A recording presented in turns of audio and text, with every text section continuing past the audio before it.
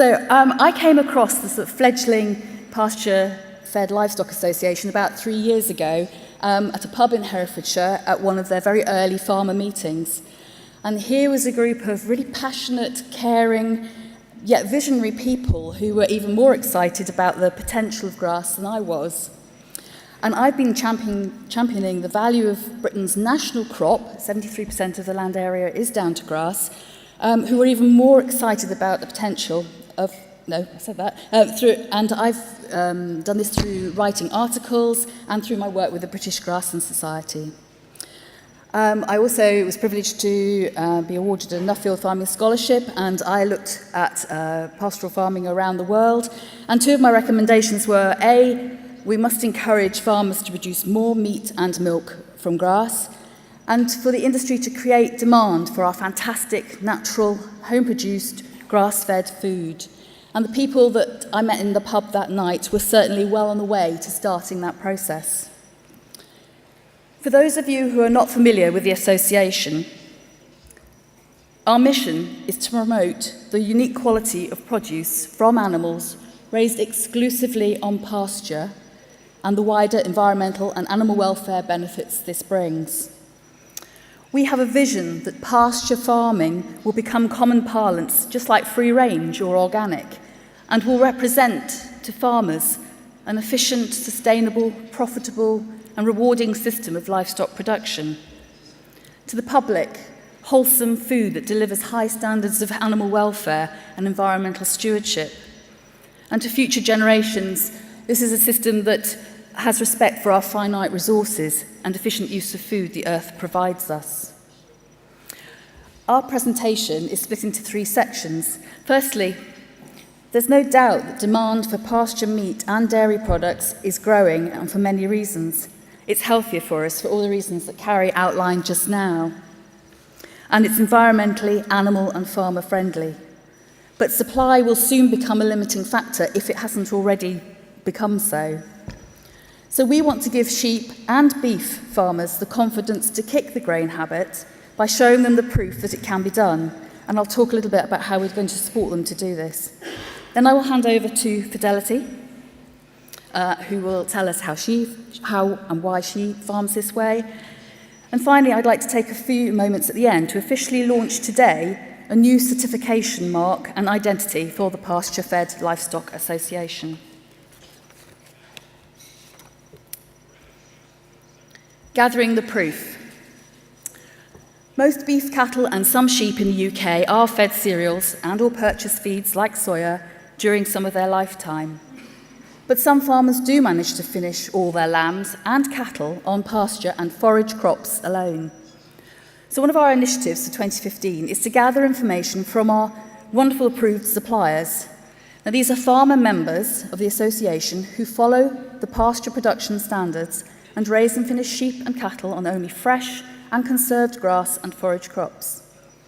We're going to publish this information online and in a booklet with case studies of farmers running different systems in different parts of the country with physical and, really importantly, financial data to support them. This is being drawn together and written with the help of fellow director and grassland consultant Luppo Diepenbroek, who's sitting in the front here, and Jonathan Bruni, who's an approved supplier, but also farm business lecturer at the Royal Agricultural University College. And we're also working with eBlex with their stocktake benchmarking service so we can gather comparable data against other systems.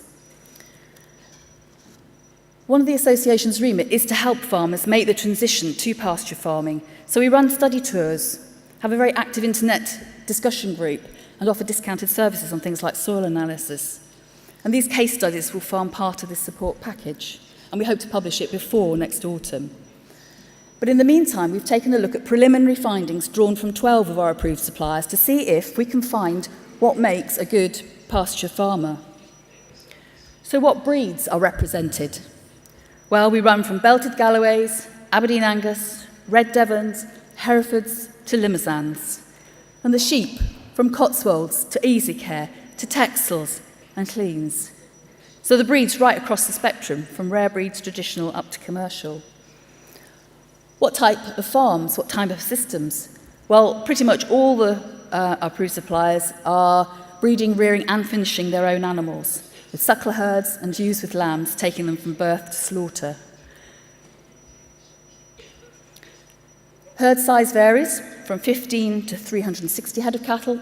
Flock size varies from sheep from 70 to 900 head of ewes. Performance, age at slaughter, again a wide range from 22 to 33 months for cattle and from 4 to 15 months for sheep. And carcass grades, pretty all within the boundaries of acceptable carcass classification within the Europe grid. Outlets also vary from farm gates, farm shop, box schemes which are collected or delivered or sent by post, farmers markets, local butchers, and online sales all through national retailers like Ocado, and restaurants and pubs, including the one in the far corner there is the Chalk Valley Burger Bar restaurant in Southampton, which sells 100% grass-fed beef burgers. And the features that keep coming up when we talk to our approved suppliers include it's low cost, it's low labour, we don't use wormer, there's little or no bought-in fertiliser, and it's simple. And these features lead to benefits. We've got healthy animals, healthy soil, improved fertility, greater biodiversity, a superior end product, reconnection with the consumers, which is, again, following on from Carrie's talk, farmer satisfaction, and importantly, again, coming on from Robert Craig's talk this morning, improved profitability. So pasture beef and lamb comes from any country or county in the UK, from anywhere, off any soil type or rainfall amount. It could be organic or not, lowland or hill, from people using reseeded herbal lays to permanent pasture to purple moorgrass grazing, and rotational grazing, mob grazing, extended hill grazing. The key actually is, well, there's no single trait, but the key is the grassland has to be actively managed. So there is no single trait that marks out a pasture farmer. It can be done, and it can be done anywhere in many different ways, as long as the desire and knowledge is there, along with consumer demand and acceptable financial returns. So just very quickly to finish off, the new certification mark. The Pasture-Fed Livestock Association is farmer-led with its feet firmly planted in practical farming, and the focus in the beginning, quite rightly, was to bring together like-minded producers to form a core membership and to devise the pasture production standards. But now we've got more producers and more supporters coming on board. There's an increasing awareness of the benefits of this type of meat, particularly there's some informed groups like those following the paleo, caveman diet, those following CrossFit gym regimes. They are specifically already looking for 100% grass-fed meat. And so the board felt it was time that we started becoming a bit more consumer-facing, just like Carrie has done in the US, in the communications to the outside world. Because actually the easiest way to encourage more farmers to ditch the cereals is to have consumers knocking on their doors and willing to pay a premium price for their pasture meat. So we had the pastoral logo, which has served its purpose really, really well for the past 3 years. But as we develop and grow, some of the elements were starting to restrict how we could use it effectively.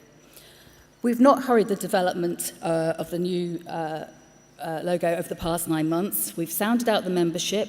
We've taken advice from branding experts who've given their time free of charge, employed a professional designer, and tested the final versions with consumer focus groups to make sure the design was clear and meaningful for them.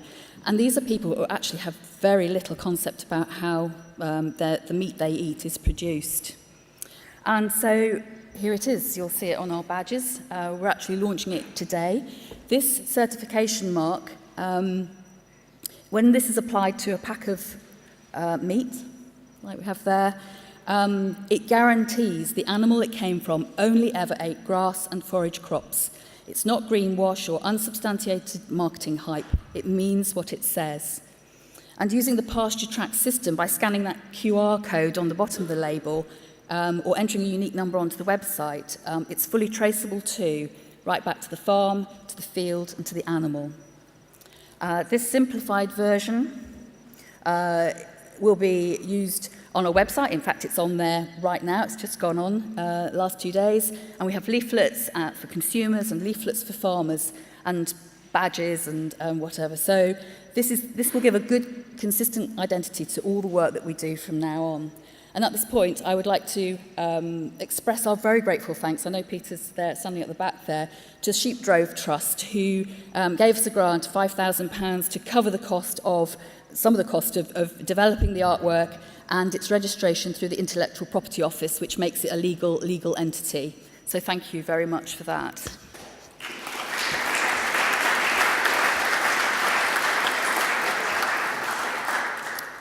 And just very quickly as well, you'll see that we are using the wording pasture for life, again, on advice of consumer marketers and feedback from the consumers we talk to, so we dropped the word fed. And we know that the word fed actually means a great deal to many farmers and a small proportion of well-informed consumers. But it does muddy the waters for less well-informed but still interested potential buyers. And we are trying to future-proof ourselves for the next 5-10 years. We believe pasture for life suggests two very positive images. Firstly, the animals only ever ate pasture from birth to slaughter. And secondly, this kind of meat is also good for human health too. It has life-sustaining properties. We believe that pasture is the word that will really define our members' products in consumers' eyes. We see in future our approved suppliers selling pasture meat, pasture beef, pasture lamb, and eventually pasture dairy products too. So in conclusion, and to coin a phrase, the future is bright, the future is most definitely pasture. Thank you.